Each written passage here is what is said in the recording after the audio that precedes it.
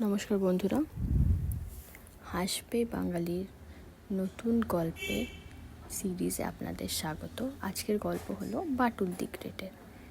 একদিন দুপুরে কলকাতার বাজারে বাটুল ঘুরতে বেরোলো।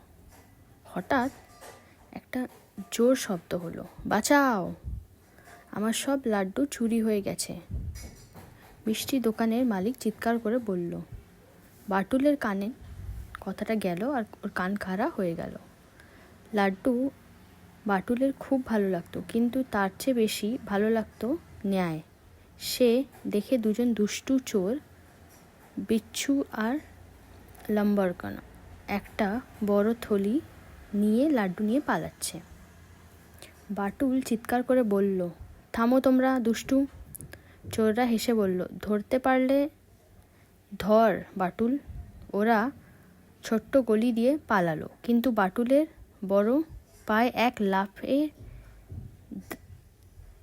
দাসটা পায়ে কভার হয়ে গেল।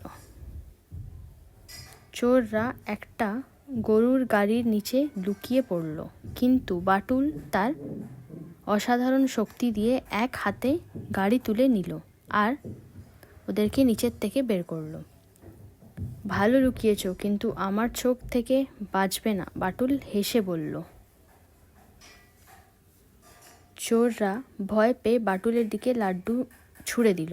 বাটুল এক হাতে ধরে একটা মুখে তুলে নিল। খুব মজা, কিন্তু চুরির লাড্ডুর স্বাদ ভালো না। তার একটা হালকা ধাক্কাতেই দুজন চোর ধরা পড়ল আর বাটুল ওদের নিয়ে দোকানে ফিরে গেল। মিষ্টিওয়ালা খুশি হয়ে বাটুলকে জড়িয়ে ধরল। তুমি আমার লাড্ডু বাঁচালে, এক বক্স লাড্ডু তোমার জন্যে।